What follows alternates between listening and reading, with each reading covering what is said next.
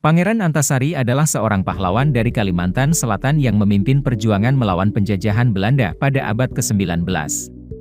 Perjuangan Pangeran Antasari dikenal sebagai Perang Banjar yang berlangsung antara tahun 1859 hingga 1905. Pangeran Antasari memimpin perlawanan terhadap Belanda karena merasa bahwa pemerintahan kolonial tersebut telah mengambil kebijakan yang merugikan rakyat Banjar. Belanda melakukan eksploitasi sumber daya alam dan memaksakan pajak yang berat kepada rakyat, sehingga memicu ketidakpuasan dan kemarahan. Dalam perjuangannya, Pangeran Antasari berhasil mempersatukan berbagai suku di Kalimantan Selatan dan membentuk koalisi melawan Belanda. Ia juga berhasil merebut beberapa daerah dari kekuasaan Belanda, seperti Martapura dan Amuntai. Namun, pada tahun 1862, Pangeran Antasari ditangkap oleh Belanda dan diasingkan ke Ambon. Meskipun demikian, perjuangannya telah memberikan pengaruh yang besar terhadap gerakan nasional Indonesia di masa depan.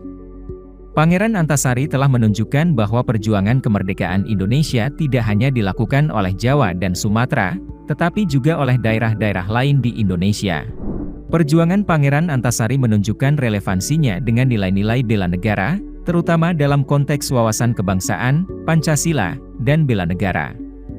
Sebagai seorang pemimpin perjuangan, Pangeran Antasari menunjukkan semangat nasionalisme yang kuat dalam memperjuangkan keadilan bagi rakyat Banjar.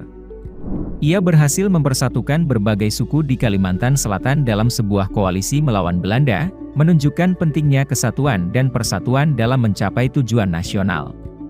Selain itu, nilai-nilai Pancasila, seperti persatuan, kerakyatan, dan keadilan, tercermin dalam perjuangan Pangeran Antasari.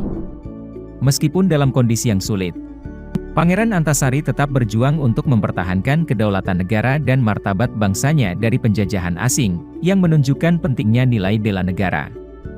Dalam hal ini, perjuangan Pangeran Antasari memberikan inspirasi dan teladan bagi generasi-generasi selanjutnya dalam mempertahankan nilai-nilai bela negara, termasuk nilai wawasan kebangsaan, Pancasila, dan bela negara.